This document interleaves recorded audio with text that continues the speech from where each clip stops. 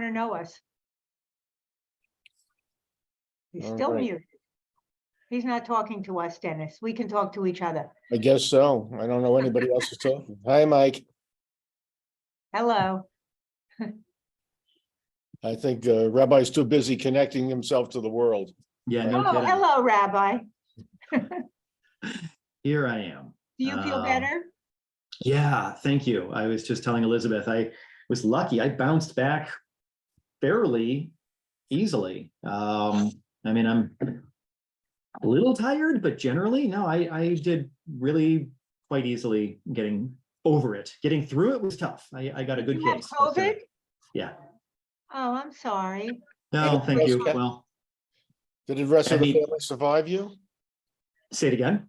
Did the rest of the family survive you? Yeah, actually they did. Hey, everyone. Yes, no one else in the house managed to pick it up. I alone enjoyed that privilege. They gave you that honor, right? That's it. They left that one for me. Uh, You look well, so I'm glad you're feeling better. Thank you very much, Muriel. I appreciate that. Hey, Everett. Good evening. I'm gonna go get a stapler. How you feeling? Much better. Was it something we said that he's getting a stapler? Depends on what he's gonna do with it. That's the I question. know. Is he going to send it out at us?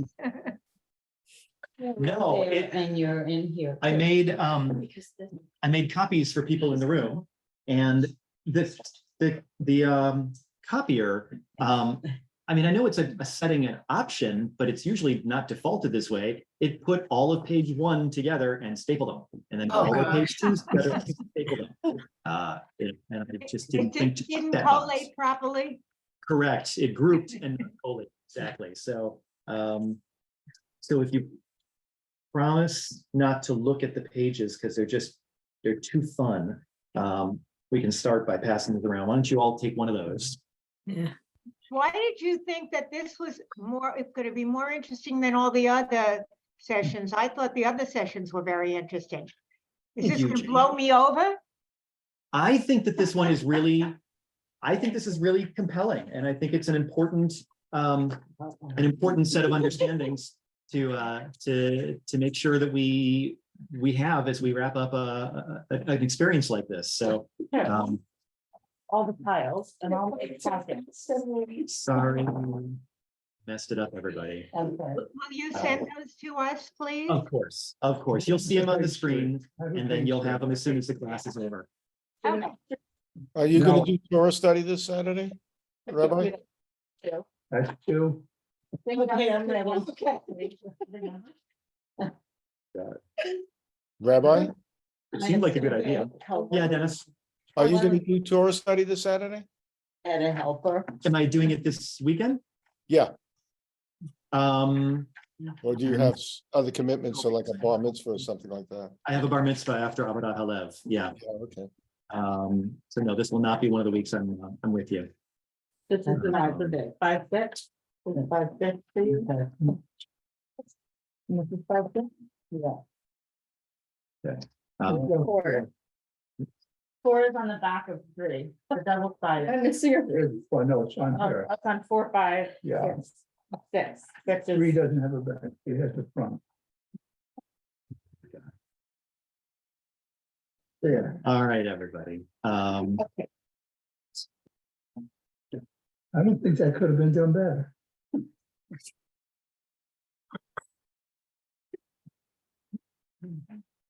I agree. Thank you, Everett. All right, I'm just pulling up the slide for the blessing so we can get going. We can staple that. I really want to stay because they're also flipped a weird way. Really. yeah, we don't want to staple. Okay. I don't care what we do. I want to Yeah. I like staples. Okay, that's it. Staples. Oh, my God. That couldn't have gone much worse. Come on, I appreciate your positive spin, Everett, but I'm not buying it. I like your staple. See, we take your lead on everything, including chaos. Oh my. All right, friends, I'm putting up a blessing for us to get underway properly. Join me if you will. Baruch atah Adonai Eloheinu melech haolam asher idshanu b'mitzvotav v'tzivanu la'asok b'divrei Torah.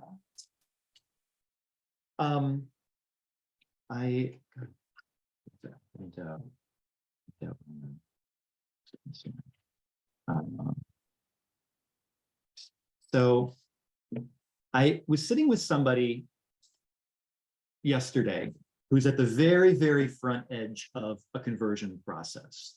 And I haven't really asked this question of others, at least not systematically, but I asked her to explain to me why she wanted to be Jewish. You know, what is it about Judaism that that's drawing her in? And aside from the fact that her boyfriend's family is observant and clear, I actually was very quickly assuaged of my concern that she was being co-opted in any way into Judaism. That, you know, that's a deal breaker, and I really didn't have any of that feeling. But she beautifully articulated a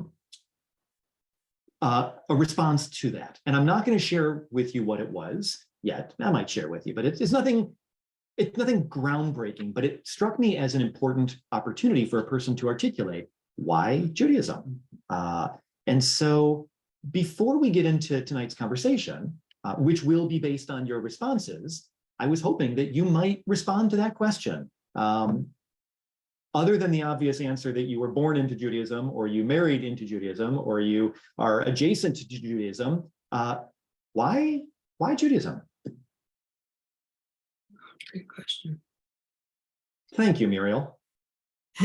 Well, what comes to mind for me is warmth Mm. and understanding. I don't know too much about, all of the prayers and things like that, but I know that when I go to temple, there's something inside that just feels good, and it feels like I belong. And I've been to other houses of worship, and I do not get that feeling. Mm. People I meet are happy to see me, and I'm happy to see them. And then just saying some of the prayers, well, basically for me, I'll look at the English because then it means a lot more. And I like what they have to say. Okay, good. So I heard Muriel articulate both the strength and quality of community, and as a conduit to connect with something spiritual beyond herself using prayer. Great. Thank you for that. Who else? Yeah, thanks, Jane. Go ahead. It's interesting that that question came up today because it came up in our family today. James somehow did something with 23andMe and was shocked to find out how much of his background is Ashkenazi Judaism. He, like you know him, and he, like my grandchildren, love being Jewish. I love it because of the history. I love the history of my family, my grandparents, but also the history that I learn every single day, something new about Judaism. And today it was something from my Jewish learning about God and Purim and Esther, but it's every day it's something new. Okay, so what I'm hearing Jane say is that Judaism provides her a sense that she's not a standalone entity in this huge universe, but rather she is a piece of a long continuity that builds on itself and continues to build. And she's at the front end of this thing, passing it on to those who'll come after. But I hear the importance of continuity. Thank you. Anyone else? I think for me there's a resonance. I learned about Judaism as a child through, very, very close family friends that we celebrated holidays together. I married a Jew whose mother is not particularly being Jewish is a very, very big part of her identity and her life. She's not conservative. She's Observant. she is, but like in her own way, right? But I think for me, there is a resonance with my own sort of how I have defined spirituality for myself Mhm. throughout my life. There's also the way that holidays have been celebrated and life cycle events are marked, to me, is deeply meaningful and has resonated with me as being about human need Mhm. rather than dogma, that there is a real connection to, rules that are meant to support versus rules that are meant to constrict. Ooh. Oh, that's going to be our segue.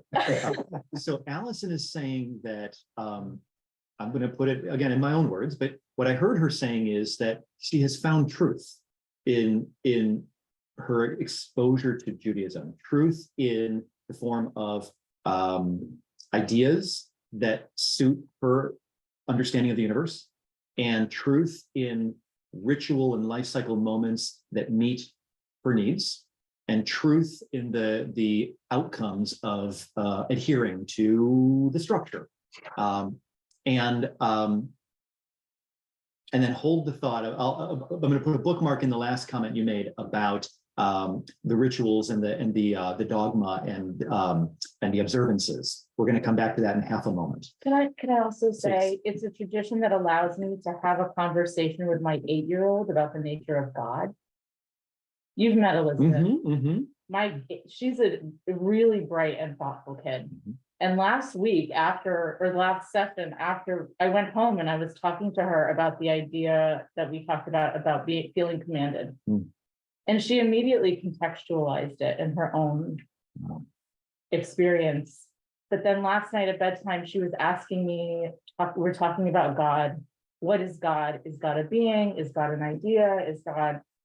And she is thinking about these things in a really profound way for a third grader, I think. Yeah. But questioning, we're reading the Bible stories, we're reading the Bible in Hebrew school, Mom. Like, did the sea actually part? Like, did that really happen? Let me pause you Yeah. and just say, please don't lie to her. Oh, no. We You don't, know, no, I never lie. That's know, the only rule in my house, Yep, really, is that you yep. have to tell the truth. I think so many parents panic. And when they do, with all the right intention, they go back to the Bible stories that they were taught as a child. And when a kid, and Elizabeth is probably getting there a little early, but when they start really asking the real questions, it's not time to say, well, the Bible says it was, so, I guess so. But About the difference between something being literally true and something being sort of ideologically Mhm. true, and the difference between a story that is history and a story that is a story with a purpose. And fortunately, I'm blessed with a kid that can understand that at her age. But it's also a tradition that fosters that. She doesn't come out of her Sunday school classes feeling like it's something that she has to accept as, That's great. right? So That's great. I'm really it's a glad to lot hear for that. me. Dennis adds in, besides being in my kisses. Okay, Dennis, you're going to have to fill this out here a little bit for me. It provides me with how to live my life and relate to others. I may have misunderstood a little bit there, but I'm not Maybe entirely this sure is a that's my fault. text situation. Rabbi, it was me. I meant Ah. to say kishkas. Kishkas. Yeah, they changed it to Wonderful. kisses. That's great. Okay, so I'm going to use Leslie's observation here, where she says it provides me with, and I assume that was meant to say Torah, provides me with how to live my life. And this is going to be our segue. Mike, I saw your hand, but I don't care. So moving into, I've been spending a lot of time with Mike lately, so I feel like I get to be a little playful. Yeah, I'm sorry I didn't make it live tonight. Oh, no, that's okay. We're really glad you're here. I also saw that Sadai has her dad's yard site, I think. Yeah, I'll be there tomorrow night. Yeah, okay. Well, Because she's in Tokyo. That's the problem. I've got the dog and he looked like he was gonna have a nervous breakdown if I left again. Oh dear. Okay, well, good. I'm glad you made the right choice. No breakdowns in our canine pets. So do me a favor and no, I'm not gonna bother that. Last week or last session, we talked about commandments, and we talked about the 613, and we talked about the Big Ten. I want to focus in for a few minutes on the Big Ten and just make sure that we're familiar with what they say, because I think that it's going to be an interesting, well, we're going to go a couple steps, but we're going to start with this one. So I'm going to put it up on the screen for those at home. This is in the book of Exodus. We read this a couple of weeks ago in Parshat Yitro. And so here they are, the 10 commandments. God spoke all these words saying, I'm going to put the Hebrew up there as well, because it's just good to have as a, a side by side. That's not side by side, is it? Here we go. Here's a side by side. God spoke all these words. By the way, it says it's not commandments, it's Aseret HaDibrot, all of these utterances, the 10 utterances. Number one, actually, I'm not going to say the numbers. I'm just going to read them. I, Adonai, am your God, who brought you out of the land of Egypt, the house of bondage. You shall have no other gods beside me. You shall not make for yourself a sculptured image or any likeness of what is in the heavens above or on the earth below or in the waters under the earth. You shall not bow down to them or serve them, for I, your God, Adonai, and am an impassioned God, visiting the guilt of the parents upon the children, upon the third and fourth generations of those who reject me, but showing kindness to the 1,000th generation of those who love me and keep my commandments. You shall not swear falsely by the name of your God, Adonai, for Adonai will not clear one who swears falsely by God's name. That's where we always say don't take God's name in vain, but it has more to do with making vows using God's name. Remember the Sabbath day and keep it holy. 6 days you shall labor and do all your work, but the 7th day is a Sabbath of your God, Adonai. You shall not do any work, you, your son, your daughter, your male or female slave, or your cattle, or the stranger who is within your settlements. For in 6 days Adonai made heaven and earth and sea and all that's in them, and then rested on the 7th day. Therefore, Adonai blessed the Sabbath day and hallowed it. Honor your father and your mother, that you may long endure on the land that your God Adonai is assigning to you. You shall not murder. You shall not commit adultery. You shall not steal. You shall not bear false witness against your neighbor. You shall not covet your neighbor's house. You shall not covet your neighbor's wife, or male or female slave, or ox, or ass, or anything that is your neighbor's. There are the Big Ten. We don't need to go deep into it, but I wanted to start with that. Any just observations or questions or comments? Yeah, go ahead, Connie. It's that third or fourth generation. So the idea is that transgenerational punishment is a thing. In order to deter bad behavior, the biblical message is it's not just going to go badly for you. But if you behave badly against what God's saying, then I'm going to visit your punishment, not just on you, but on your son and on his children and on the 4th generation. Punishment goes to the 3rd or 4th generation, but for those who love God, God's compassion goes on to the 1,000th generation. And you would recognize maybe some of that from language on Yom Kippur too, God's 13 attributes. Okay. Now, sometimes people hear that and think, oh, man, that is just the essence of Judaism for me. Right there, there it is. I'm going to read you another text. This one is from the book of Leviticus, and it's sometimes called the Holiness Code. It comes from the parshat called Kedoshim, Holies, and it's a different kind of text. So let me bring this up for you at home. So here's Kedoshim.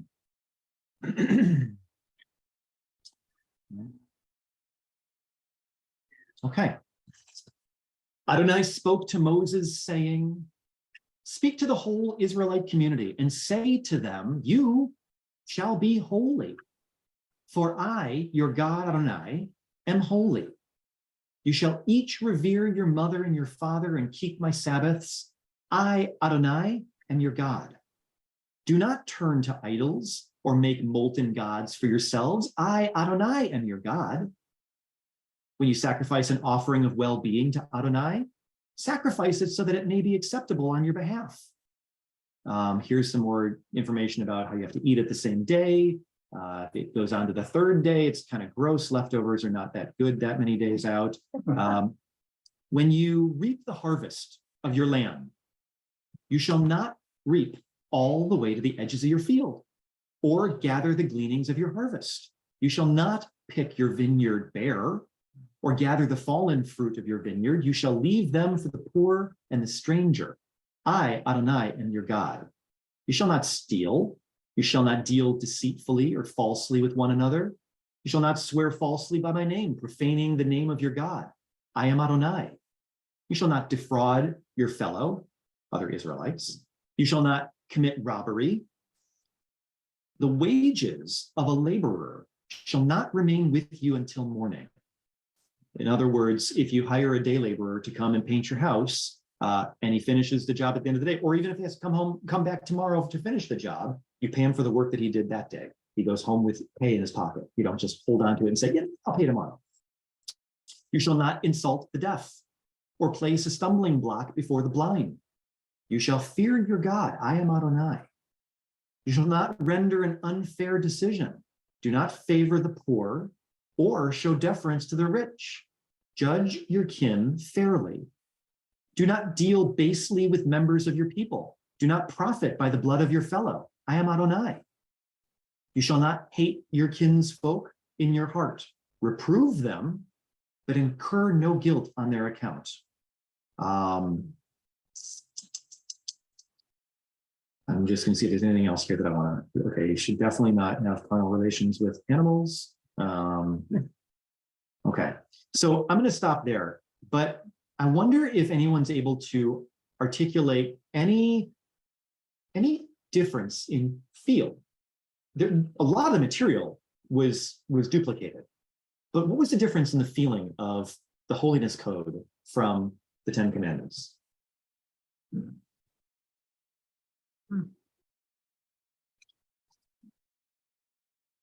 Could it be more specific? He really outlines exactly what you should do and what you should not do. Mhm. And I didn't get the feeling that that he's angry about it, you know, that's not trying to be vindictive, but rather instructional. Yeah, that's nice. There's a little bit more softness to the delivery.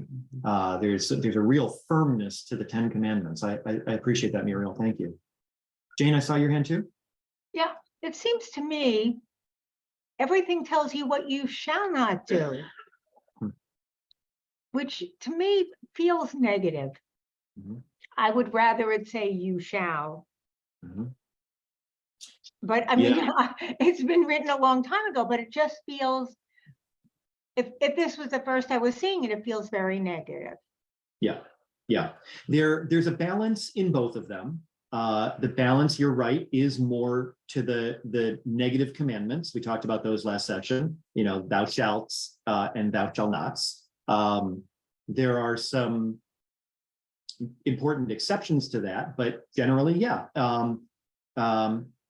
And there's sort of a truism that I think makes sense, that rules were not crafted until someone was breaking that behavior. Right. You know, there's no reason to say no carnal relations with animals unless Right. somebody thought of it.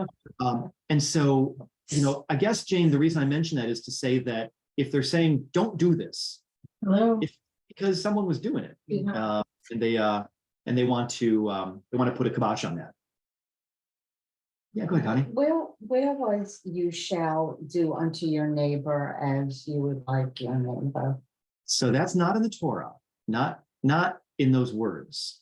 In fact, those words are not our tradition at all. That's the golden rule. The version that I think you're asking about is from Hillel, and it's in the Mishnah, which is, 1,000 years later, and it's in the negative. That which is hateful to you, don't do to your neighbor. That said, there are lots of places where we say, love your neighbor as yourself. And you could extrapolate what you just asked about, the golden rule, from a rule like that. If I succeed at loving my neighbor as myself, then I will do unto him what I want done to me.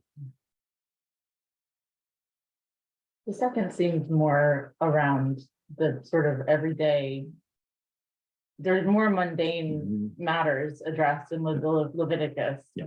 About paying wages and judging people fairly, and it's just. Yeah. Interestingly, the book of Leviticus has a second name. It's sometimes called Torah Kohanim, the instruction manual for Torah of the priests. And it's a lot of Leviticus is just instructional. It's what to do and what not to do, how to do it, how much to put in, how not to do it. It's really pragmatic. And interestingly, in some traditional communities, when little kids start learning in Cheder, in a Jewish school environment at a young age, 4 or 5 years old, they don't start with the stories of Genesis. They start with Leviticus. That's where they begin learning because it's much more concrete. It's not so esoteric. Right. It doesn't require Yeah. interpretation. Yeah. Exactly. It's straightforward. Yeah, go ahead, Marty Ann. I actually found the Leviticus to be harsher because every single second it's reminding you, I'm God and I'm saying this. Yeah. And I wonder if your response to that repetition betrays a little bit of the baggage that each of us brings to the word God. I wonder if after a couple of hours of exploration, you and I delving deep into the possibilities of what it means when it says, I am Adonai, your God. I am Yud-He Vav-He, Yahweh. If you and I were to really play with that, I wonder if we might emerge together with a slightly different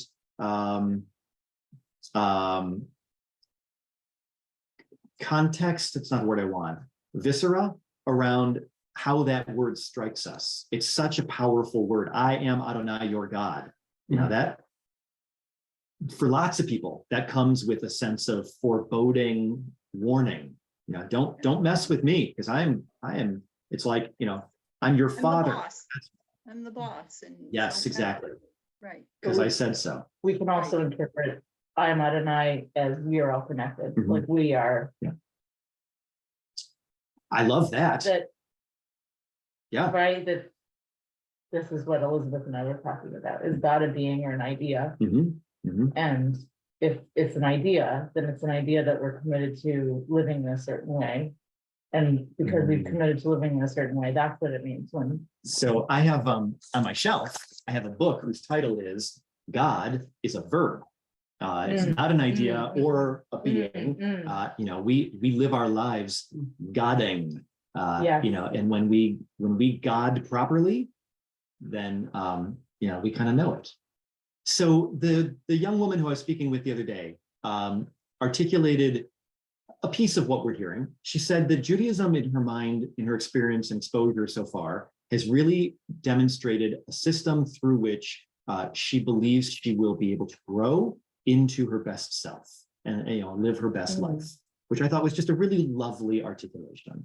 The reason I went on this roundabout introduction to tonight's topic is because I want to utilize text tonight to demonstrate how, in recent history, meaning the last 170 years, the Reform movement has utilized our origin texts, our Ur texts, to create newer texts that bring the material together in a contemporary, usable way. So I don't know, I almost had the feeling that the language and delivery of the Holiness Code felt more modern than the 10 Commandments. I don't know if you got that feeling or not, that might just be me, but what we're going to look at now is something called the Pittsburgh Platform. When it's almost like a mission statement. Temple Sinai, don't open that. Oh. Go back, Madison. Trying to be a good I student. know. Go to the text. The Pittsburgh Platform was the product of a convention in Pittsburgh in 1885, which was thought to be the moment of launch for American Reform Judaism, the systematized moment where we became a thing. To that point, we had lots of disparate little entities that were not really connected other than in some shared cultural norms. A lot of this had been transferred from Germany and England, France a bit, but the Pittsburgh Platform is where I think most people think of Reform Judaism being born. And so what I want to do is actually read through the whole thing. It's 8 points. So tonight's going to be a little more text heavy. You'll hear me reading a little bit more than usual. You already have. But I'm going to put up on the screen the text of the Pittsburgh Platform. And you have it in your packet, but we're going to start by looking at it here. What am I looking for? Zoom. So let me put it up on the screen. This is a website called the Jewish Virtual Library. It's an online archive, just a great site. So here is the statement of principles from 1885 as a result of the Pittsburgh Convention. Number one, we recognize in every religion an attempt to grasp the infinite, and in every mode, source, or book of revelation held sacred in any religious system, the consciousness of the dwelling of God in man. We hold that Judaism presents the highest conception of the God idea as taught in our holy scriptures and developed and spiritualized by the Jewish teachers in accordance with the moral and philosophical progress of their respective ages. We maintain that Judaism preserved and defended midst continual struggles and trials and under enforced isolation this God idea as the central religious truth for the human race. So I'm just going to highlight one or two little things. They start right off the bat by validating other religious traditions. They are downplaying religious Jewish exceptionalism. Number two, I want to point out that they emphasize that Judaism has been developed in accordance with the moral and philosophical progress of their respective ages. That means Judaism changes. And so that they're saying if Judaism has changed according to each new age, well, then here we are in Pittsburgh in 1885. It's a new day, and it's time for us to do it again. They're authorizing themselves to do so based on precedent. Number two, we recognize in the Bible the record of the consecration of the Jewish people to its mission as the priests of the one God, and value it, the Torah, as the most potent instrument of religious and moral instruction. We hold that the modern discoveries of scientific researches in the domain of nature and history are not antagonistic to the doctrines of Judaism. The Bible, reflecting the primitive ideas of its own age, and at times clothing its conception of divine providence and justice, dealing with men in miraculous narratives. They're saying, we accept Torah umada, both the importance of Torah without rejection of modern knowledge. They accept the science of evolution, and I don't know what they knew from evolution in 1885. I think Darwin was just doing his thing then. But they recognize that science can often, in fundamentalist expressions, come into contrast or conflict with religion, and they're saying there's no need for that. And the miraculous narratives of the Bible are they are clothing around the divine providence and justice. So they're putting aside miracles and saying, we know they're just a tool, sort of like what Alison was saying about Elizabeth's conversation. We recognize, number three, in the Mosaic legislation, a system of training the Jewish people for its mission during its national life in Palestine. And today we accept as binding only its moral laws and maintain only such ceremonies as elevate and sanctify our lives, but reject all such as are not adapted to the views and habits of modern civilization. This is a big one. This is saying that through its history, Jewish legislation, meaning halacha, law, mitzvah, has served a purpose. But today, we only accept the moral elements of the law. We reject all of the binding, outdated modes of life. So, I think you can imagine what they're pointing at when they say such things. But they were looking to cast off the fetters of traditional halacha. To get a little more specific here, number 4, we hold that all such Mosaic and rabbinical laws as regulate diet, priestly purity, and dress originated in ages and under the influence of ideas entirely foreign to our present mental and spiritual state. They fail to impress the modern Jew with a spirit of priestly holiness. Their observance in our days is apt rather to obstruct than to further modern spiritual elevation.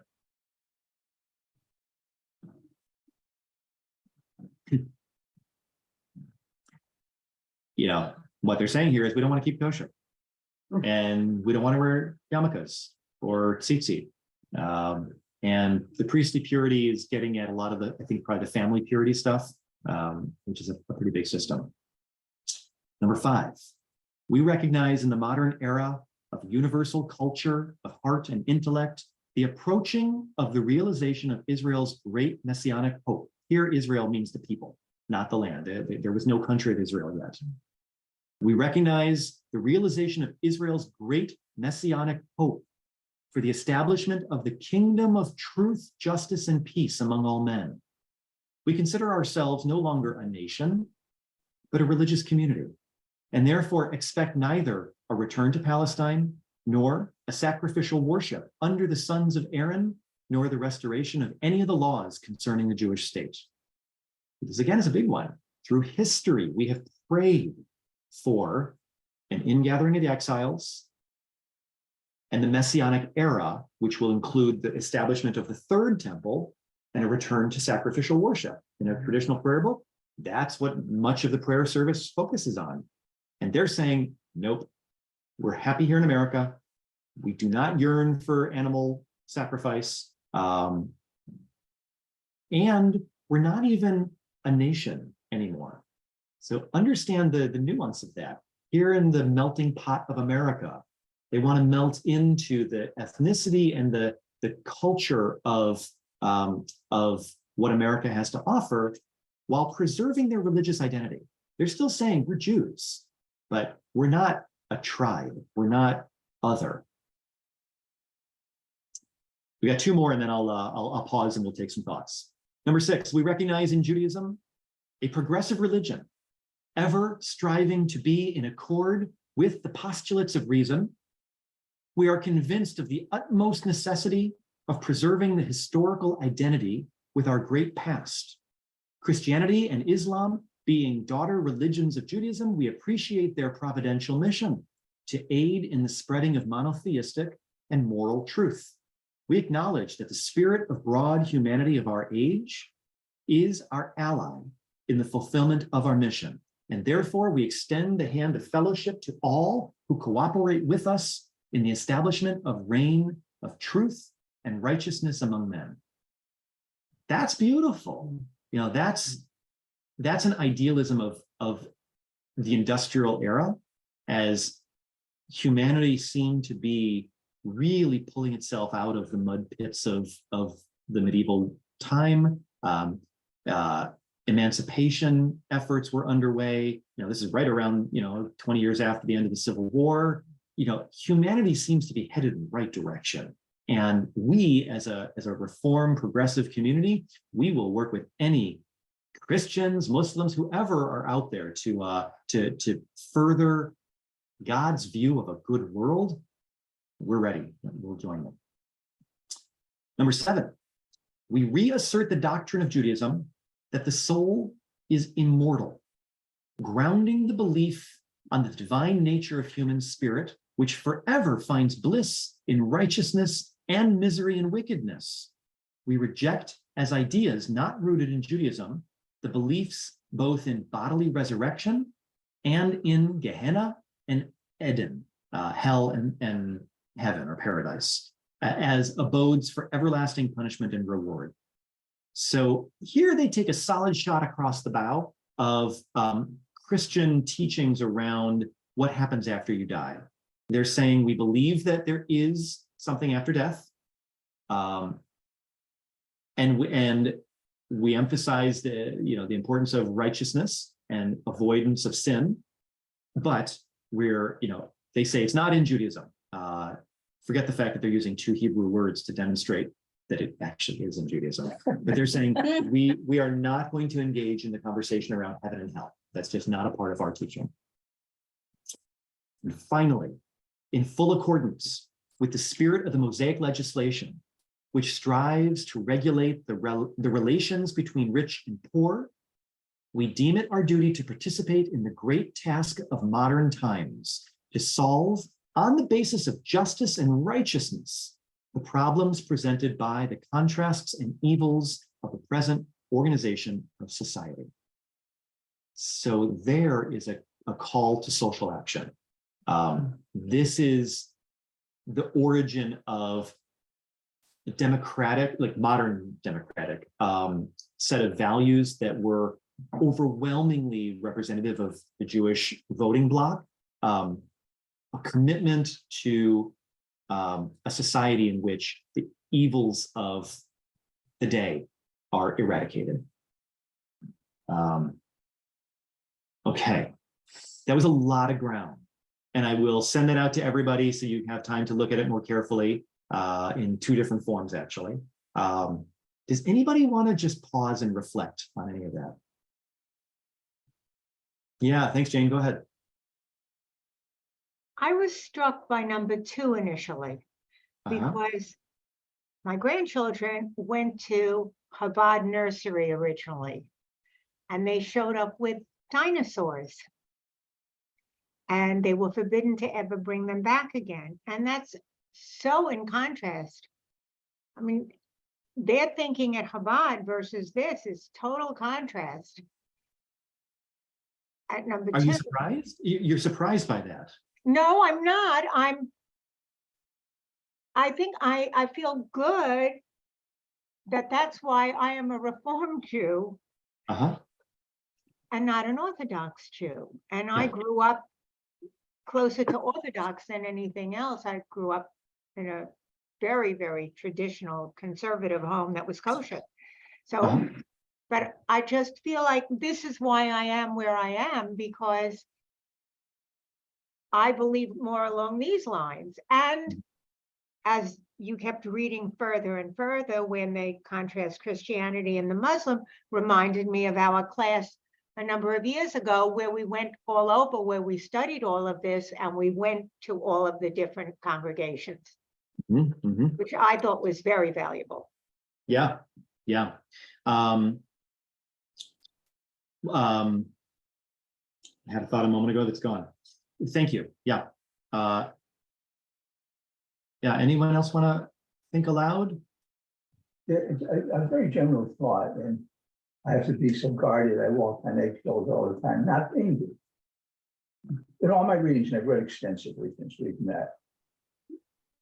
Does it hold any common sense that if I were to say to you that in all my readings, whether it's the Torah, the commandments, and the holiness code as I read it, my own limited understanding, that in many ways, all of these what I would call fundamentals shape a people.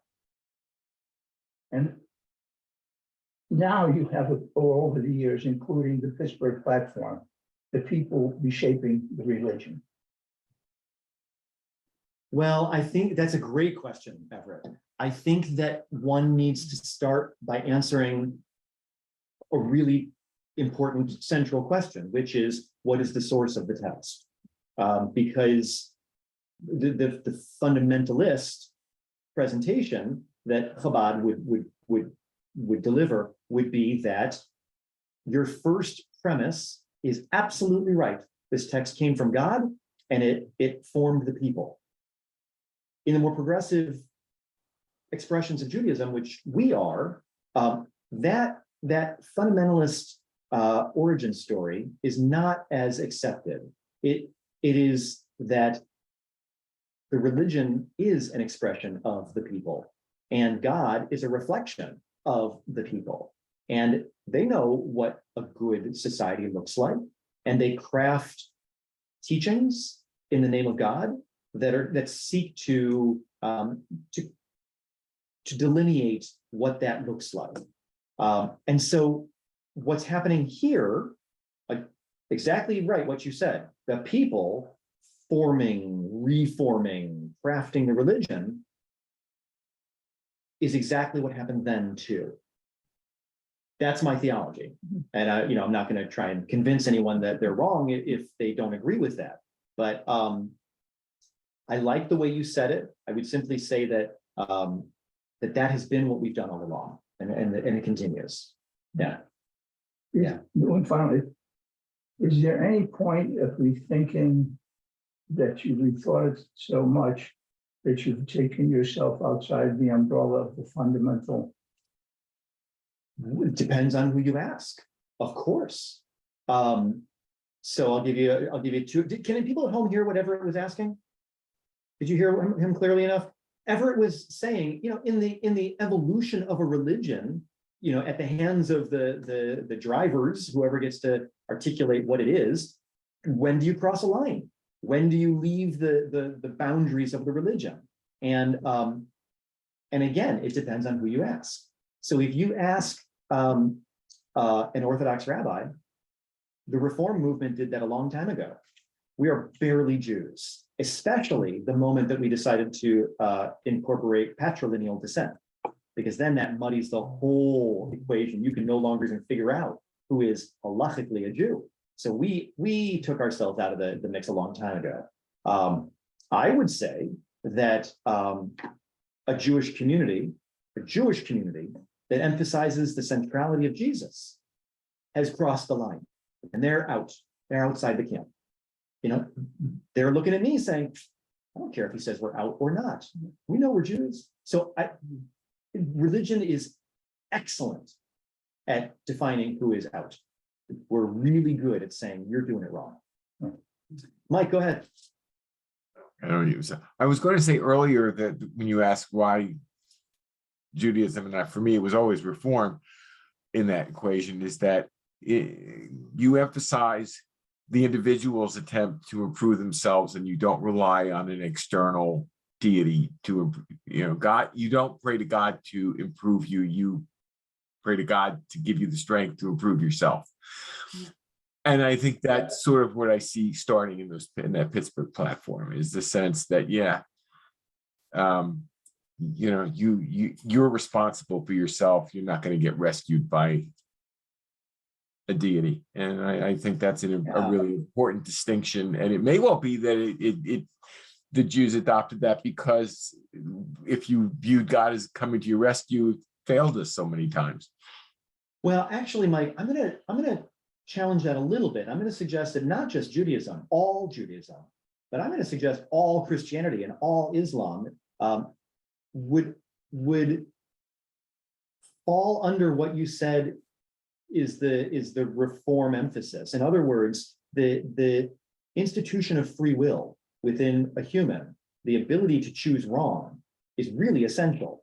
And we put God as either a being or an idea or an aspirational, ideal, and we try to live to what we think we're supposed to. But all of it really does return to our own ability to make the choices. Even in Catholicism, where Jews struggle with the idea of absolution. You sin and you go to see a priest and you are absolved of the sin. you still have to stand up and put on your pants and go to the church and see the priest. It still requires your personal faculties in the experience. I can't actually see many places where we just sit back, or any religion sits back and assumes that God is just going to take care of it all. If you look at the idea of the Messiah, it's sort of like, well, when everything is perfect, the Messiah will come. And I always looked at it and said, no, it's backwards. If it's perfect, you don't need a Messiah. That is the Messiah. So you don't need, who needs a Messiah if everything's already perfect? So that's to me the way I've always looked at the difference. Okay. Allison, did you want to jump in too? I guess like my current immersion in the Bible Belt, given that the company I work with is based in Arkansas, I think that there is a forgive the expression, an honest to God belief in like this notion of the power of prayer. That like one of my colleagues who is probably the most closely aligned with me ideologically, like genuinely believes that she got pregnant because she prayed. That like she prayed and she was faithful, and so she was able to conceive. But I still think that you're making my point, which is she had to really work hard to stay faithful. She had to really make the decision to walk within the boundaries as she understands them, and to engage in that heartfelt prayer. It was still her doing. In her belief, if she'd sat back and done nothing, she wouldn't have gotten pregnant. There's no, but I think that there's no then room for like things happen. Right? Like God didn't make you get pregnant. Yes, you took action and you prayed and you were faithful, but like also there was some science to it. Yeah. That there's a tension there. Yes. Right, where there's still an almighty saying like, all right, you did well enough. Like, here's your prize. God. Okay. So here's my, 1 second, Jane, I see you. Here's my question. What percentage of our congregation do you think relates to the Almighty God? Because man, if you look at our high holiday prayer books, that's the God we're talking to. How many of us are being held back by really outdated liturgy? This new machzor, which is about 15 years old, finally adds in language that is much more positive. But it's on the facing page. It's the oh, by the way, you might want to think about adding this stuff in. But man, our liturgy is still very much in line with your Arkansonian friends' view of the world. Jane, go ahead. Thank you. It's not only your Arkansanian friend, because I remember Rabbi Cohen telling us a story about one of his congregants. He happened to be just before Kara's wedding. And he was telling us a story about a woman who gave him a note to put in the wall because she wanted to become pregnant. So it happens with Orthodox Jews too, that they feel that if they pray hard enough, that will take over. I mean, Yeah. So it's not just Bible Belt, but it happens in all religions. So there's also another element too that I'll mention now that it is not a very strong point because it's overused culturally. But when you ask Rabbi Cohen, whenever I say to him, hey buddy, how you doing? His response is, Baruch Hashem. Baruch Hashem. Blessed is God. That's his answer. That's the full answer. Because, and I don't know whether he means this every single time he says it. That's what I mean. A lot of times our language isn't really tied to a deep-seated thought about it. But when a person answers Baruch Hashem, or when they say, will I see you tomorrow? The Ezrat Hashem, with God's assistance, you will. The unspoken half of that is that it all happens according to whether God wants it or not. So Jane's right. That's very much in keeping with the fundamentalist religious understanding. Can I take us forward in history a little bit further?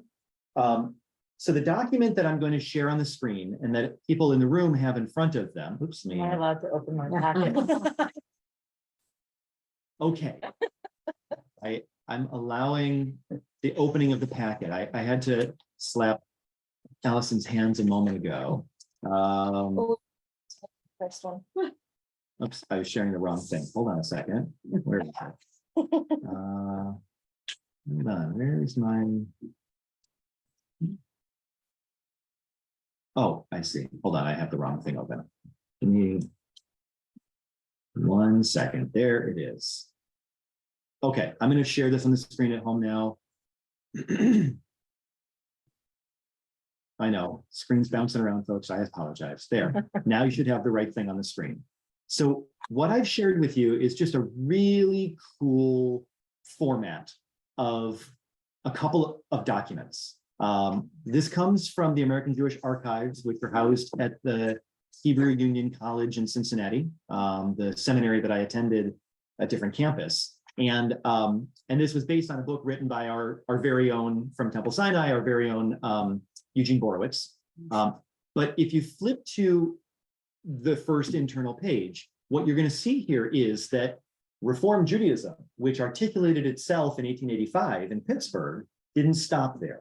That stayed an appropriate articulation of who they were until the roaring moments of 1937, when the language of 1885 was so outdated. Oh my God. So they had to do a revision, an update. I'll give you a little example here. Let's take a quick look and read the two comparisons. So the first one we read was about, actually, I'm going to flip one more page.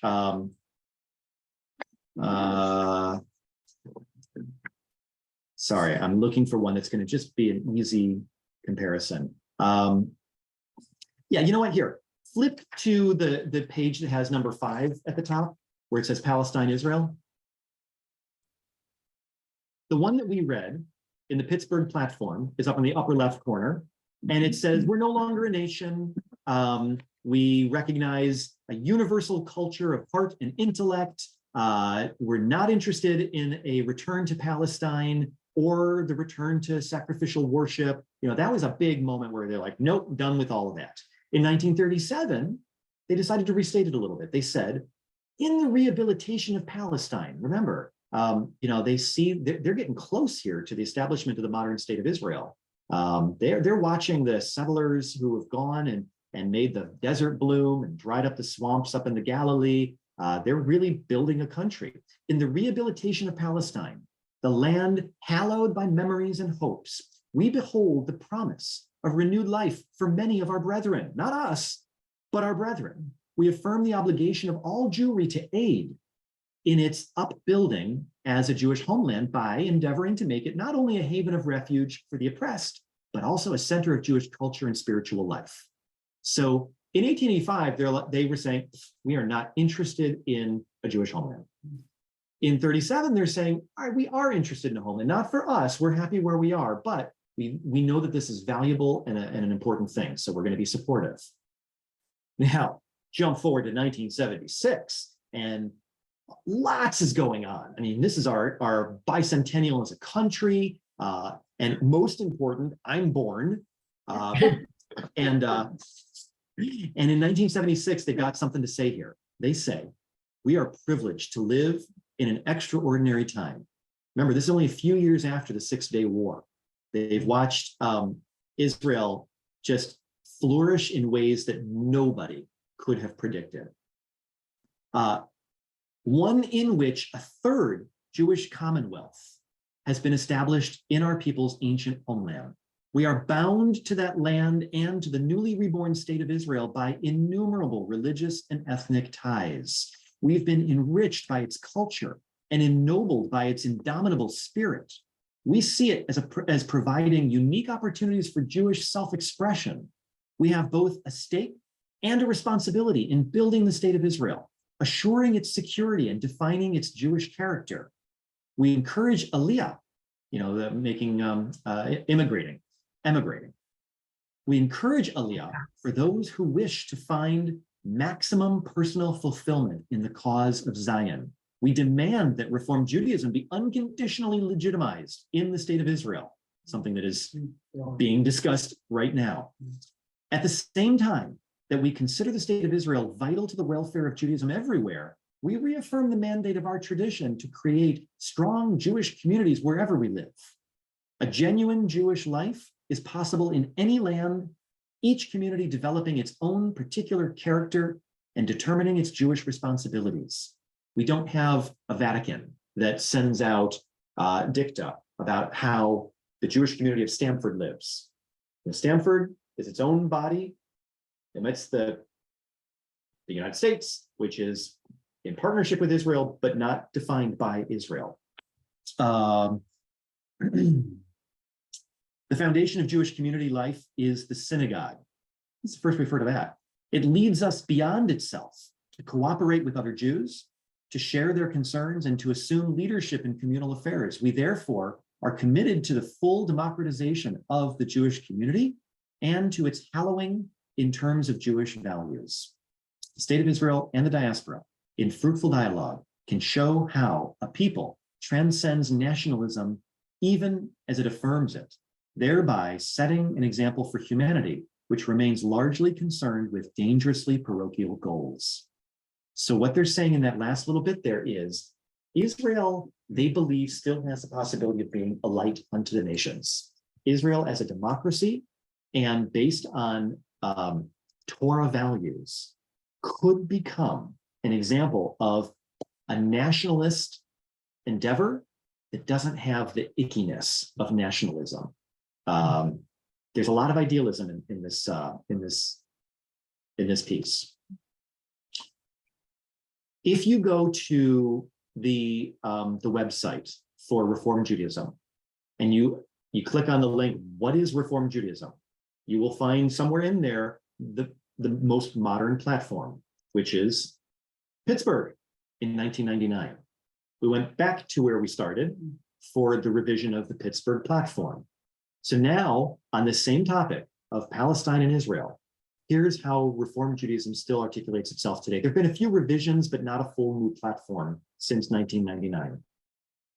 Here we say, let's listen to the differences, just note everything.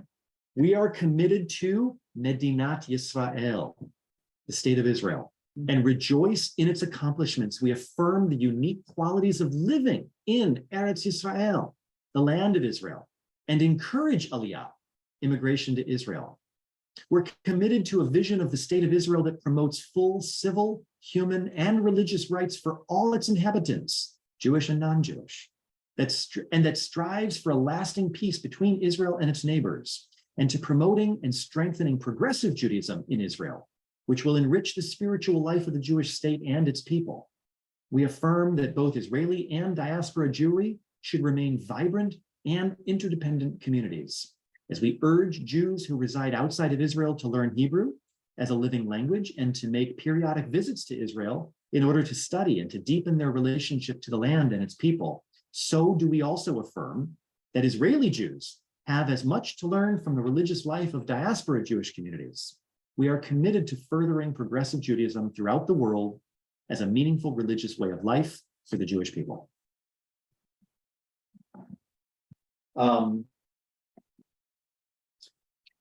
In some ways, there's such cool consistency from 1885 to 1999. And in other ways, you can really see the evolution of peoplehood. For the people at home, I'm going to take a quick moment here and I'm going to scroll through the pages so you can see that they took the Pittsburgh platform and then they divided it up into concepts. And then they lifted the text of each comparable text from each successive platform to show us the comparison. So the first page, number one, is about God. You know, what does Reform Judaism think about God? And it's worth reading. The second page is about the Jewish people. How do we understand our identity as a collective? Then we talk about Torah and what role it plays. Religious practice. You know, I think I'm actually going to read 1999 here. Remember, in 1885, we were saying that we reject laws that regulate diet and purity and dress, and these things in our day are apt to obstruct rather than to further modern spiritual elevation. That was 140 whatever years ago, 50 years ago.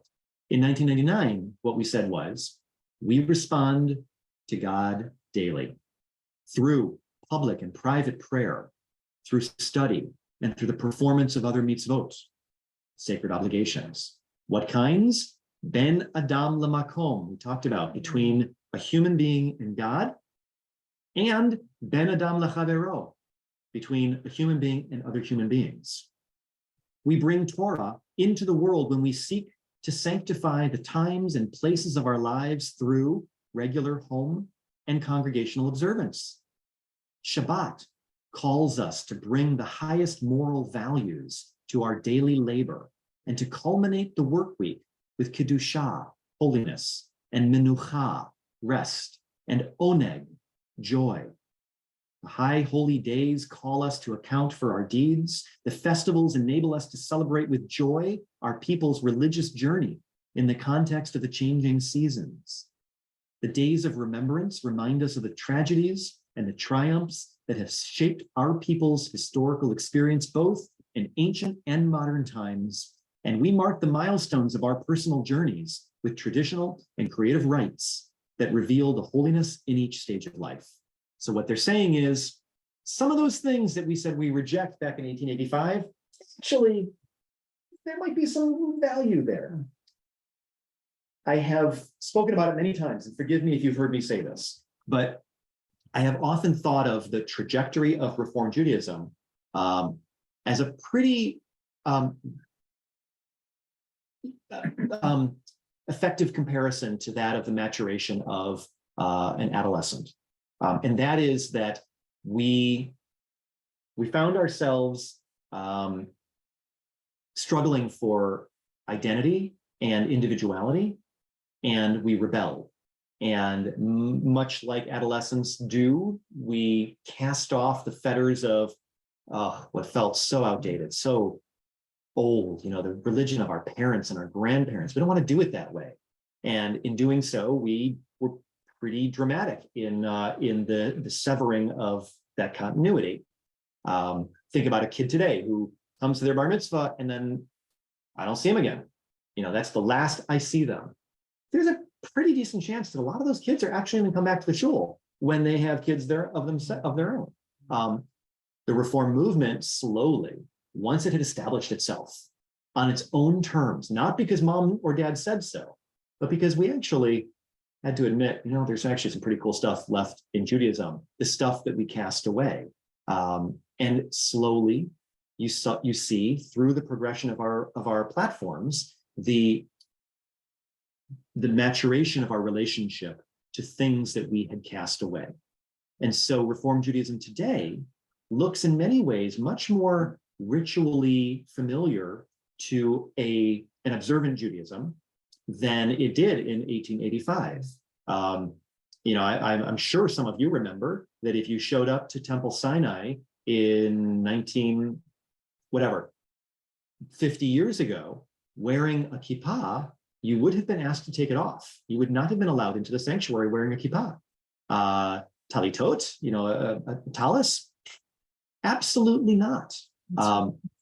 You remember that? Who said that? Was that Muriel? Yeah. Remember the Reform Temple on the Grand Concourse? And my aunt and uncle went, and they were horrified that those were the things that they told them to do. Yeah. And in the moment, if you were embedded in the community and you were a part of the culture, it made lots of sense. It wasn't weird. It wasn't out of line. It was just where your community was at that moment. I remember going to seminary, and a number of my classmates were not only davening every day, they were putting on tefillin every day. And it drove some of the professors nuts. They hated it. They were so angry about it. I think that's awesome. I think that's so interesting. So the document that you have or will have at home is a very interesting read. You can read it in many different ways. You can go topic by topic and read 1885, and then 1937, and then 1976, and then 1999, and just see the progression on that topic. You can read all of 1937 from beginning to end, just to see where were we as a movement in one big statement at that point, and then do the same for the later platforms. Or you can toss it in the trash and never look at it again. I don't care. But one of the things that I want to make sure that we leave with tonight is a sense of who we are, how we got here, and to whom we look for validation. This is a big deal, and it comes up all the time for progressive Jews or the progressive Jewish community, whether or not we're Jews ourselves. The progressive Jewish community lives with the baggage, like we were saying before, the baggage, Marty Ann brought up God. We live with the baggage of quote unquote right ways of doing things. And we end up saying things like, I don't keep kosher, I'm just reformed, which makes me crazy. If you don't keep kosher, make it about more than just the fact that you're not, that you're lazy or uninterested. Make it a choice. Understand where we came from and what the traditions had to offer. If you're curious about how to do this, I will absolutely sit with any one of you. I don't know that we have time tonight, and we'll work through examples, one after another, of choices that we make through knowledge. And that's a watchword of the Reform movement: choice through knowledge. One of my observant teachers in seminary in Jerusalem said, that's lovely, but it's crap, because you don't actually know what you're choosing. He said, the only way to know is to put on tefillin every morning for 3 years. And then you can make a choice. Then you'll have the knowledge of what tefillin is, what it, in its depth, what tefillin is. A lot of people use the label of Reform Judaism as an easy path. I don't view it as an easy path. In some ways, and I don't need to compete here for brownie points in heaven. In some ways, having to question everything is more complicated than somebody who falls into, I saw a knowing smile there from Connie, somebody who has everything delineated out for them. In some ways, that's easier. Allison's coworker from Arkansas, she knows exactly what's allowed and what's not. The world is black and white. Black and white is easier than gray. Most of us, I think, live in the gray. And so Reform Judaism demands active participation in its expression. And it doesn't mean that the Reform Jewish community members, again, Jewish or not, I'm not differentiating here. It doesn't matter. Just like there are plenty of Orthodox members of Agudath Shalom whose lifestyle doesn't look Orthodox, and plenty of members of Bethel whose lifestyle doesn't match the conservative movement's descriptors. There are plenty of congregants of Sinai who don't live a life that reflects the ideals of mindful living, of using the tradition to lift ourselves. I mean, the language of that last one was so beautiful, to daily lift ourselves to our highest and best. So when that young woman said to me that she sees Judaism as a curriculum, she didn't use that word, but a pathway to good living, that resonated with me. That's how I experience Judaism. That's why I really value the form that we've arrived at today. And I promise you, those of you who've been at any part of the Awakenings conversations over the last several weeks, using Rabbi Spratt's book, I promise you that Judaism today looks different than it will when Elizabeth, the little one, takes the reins and is leading the community. We are changing. And Betsy said it beautifully on Wednesday night. For us, for Jews, change is not about figuring out the destination and getting there. Change is the raison d'etre. It is about staying engaged and constantly evaluating. Maybe we're overdue for another platform. Maybe, maybe it's time for the 2023 platform of principles for the reform movement. I actually think we need a few more years because right now, we are in a rapid and rich discernment process of what progressive Judaism is going to look like for the next chapter. It's so exciting. Rabbi, may I ask you a question? Please do. Who are who were like leaders of these different movements, the one from 1885 until the more recent one? Are they rabbis? Are they just lay people? I mean, because they became the scribes for what we're reading. So who Yeah. were they, and what experience did they have? What credentials did they have? Oh, that's great. Let me say a quick word about the structure of the reform movement. There are, at least in America, which is the overwhelmingly largest community of Reform Judaism, there are 4 pillars. The first is the Union for Reform Judaism, and that pillar represents the congregations. So Temple Sinai is a member of the Union for Reform Judaism. The second pillar is the seminary, where the rabbis are trained.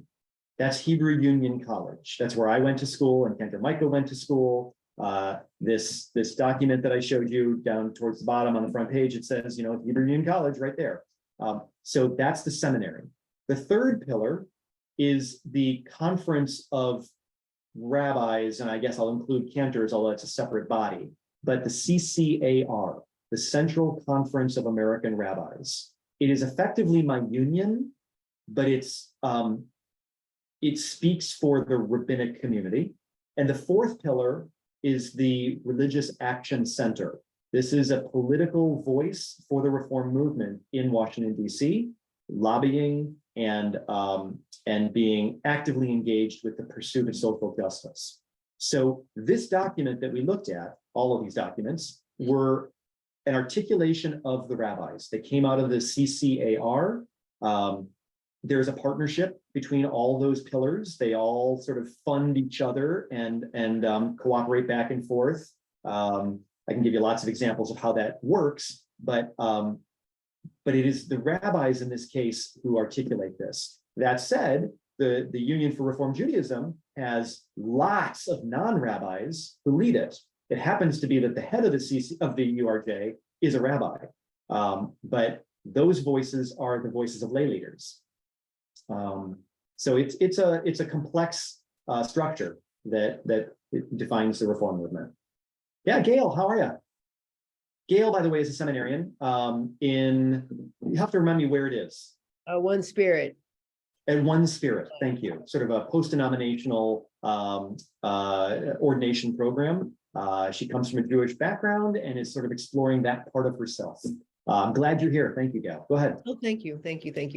Yeah, so it's Rabbi Jay knows a little bit about what I'm doing, but each month we're studying a different religion, and so this month we chose what we would like to study, or one that we had a lot of issues with. So I didn't have any issues with anything, but I was very interested in the Ethical Culture Society.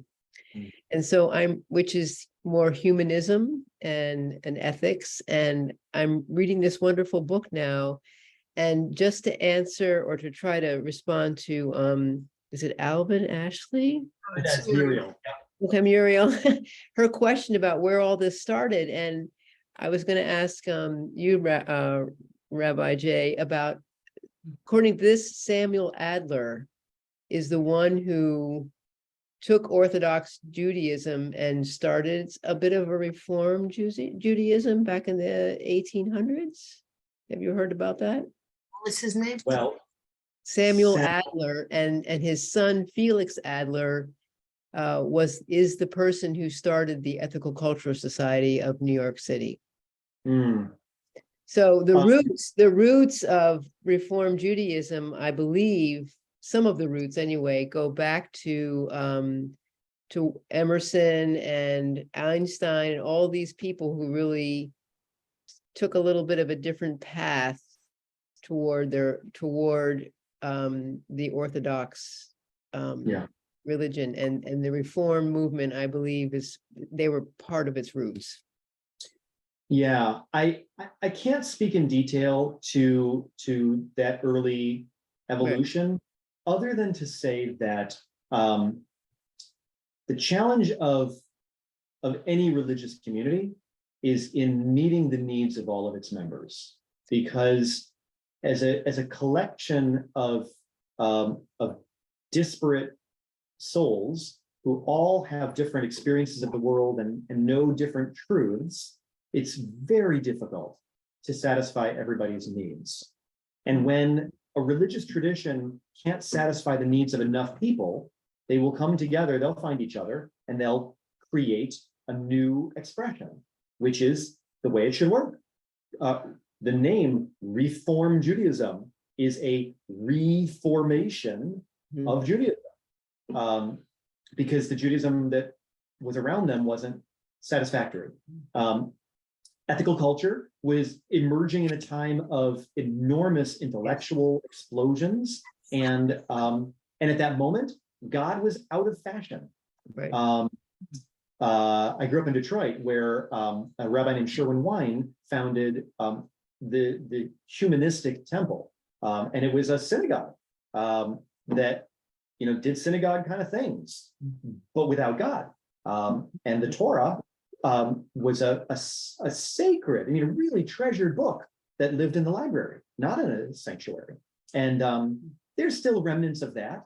But there's a humanistic congregation up the road a little ways, I think in Westport maybe. But for the most part, that didn't catch on. Why? Lots of reasons. Reform Judaism in some ways caught on for all the wrong reasons. And we're still going strong, and we have the opportunity to write some of those expressions, I think. But it's not a guarantee that we're going to do it. If we kind of just keep doing what we're doing, then we too will become obsolete, and people will find another expression of Judaism that better suits their spiritual and communal needs. Excellent. Thank you. Yeah, thank you. Yeah, of Rabbi, course. What is the breakdown in terms of percentages of Jews that fall into the three? I know there's more than three different branches, but Yeah. There are four main branches. In addition to Orthodoxy, Conservative, and Reform Judaism, there's Reconstructionist Judaism, right? The other branches are less easy to define. Renewal Judaism has emerged as its own movement, though it wasn't intended to be a movement, but it is now. There are a number of post-denominational Havurah efforts that have always been successful. And then in the Orthodox world, there are several subdivisions like Hasidic Orthodoxy and Mignagdic, and lots of subdivisions within each of those. So Connie's question was, what are the rough, distribution of Jews into those different groups, plus the unaffiliated? And I'm going to need to just do a little research and get back to you, but I'll see if I can send that out even tonight and answer that. Oh, you're done. Okay. Thank you. I'm giving you homework. Yeah, it's a good question. Any other questions or observations? I think this was great, Rabbi. Thank you. Really interesting. Yeah. I think maybe I'll just take the last minute that I don't actually have and just think aloud for a moment, because it behooves us to have it on our radar screen. Just thinking about the pain that Israel is going through right now. And we can discuss it if you care to, but much like other places on the planet, extreme views have arisen as democratically voted in voices in response to frustrations, and in response to apathy. If the Israeli public voted in its entirety and voted their values, this government would never have found a voice, because people had gotten frustrated with the system and their voter turnout was low and no one thought this could actually happen. We ended up with an extreme right-wing coalition that gives, like in our Republican Party, we have certain voices that would never get so much screen time. And yet Kevin McCarthy had to give them lots of attention to get his votes. Similarly, Netanyahu had to give great attention to very fringe voices to get the votes so that he could pull together a government. And that means that they are rapidly acting on some really troubling legislation.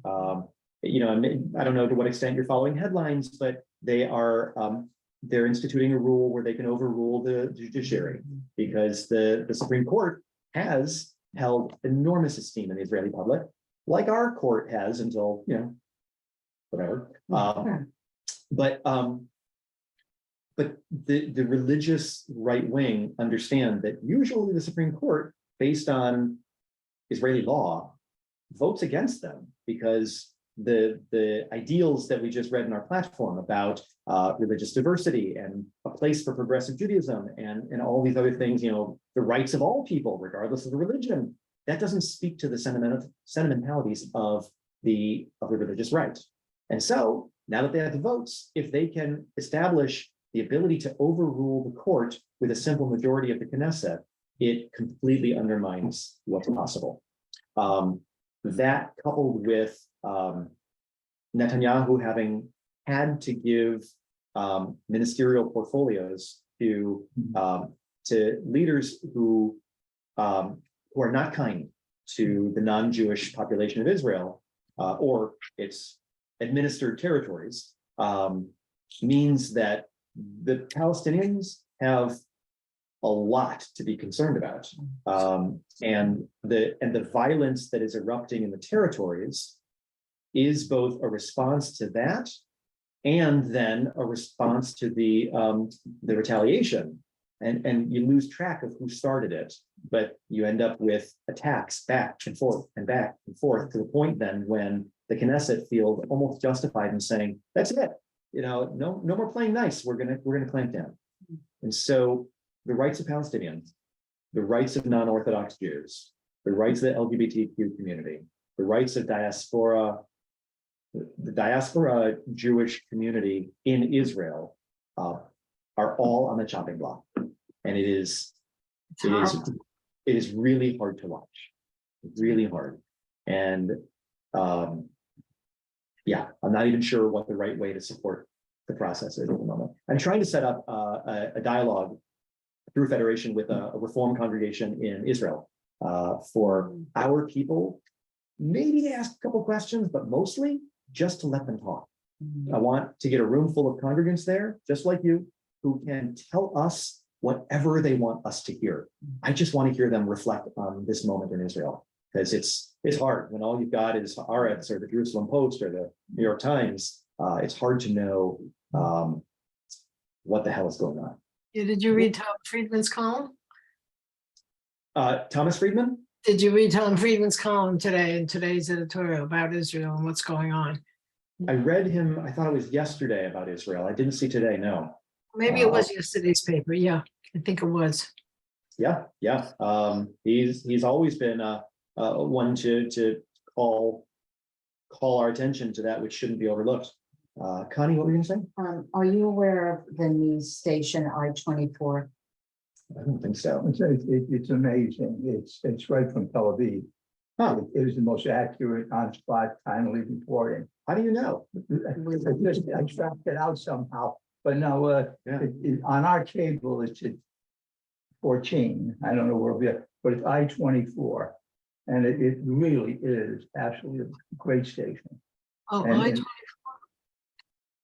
I will take a look at this, and if ever it's right, then I'll send it out to everyone anyway. No, please, You can make your own mind up. It's super. And the whole formatting, the discussion of issues, the balanced approach, which we don't see in our media at all. Yeah. It's really a superb station. That's great. Thank you for that. You get a lot of different perspectives, so you can really hear the sides of Yeah. everybody. Yeah, that's great. Thank you for that.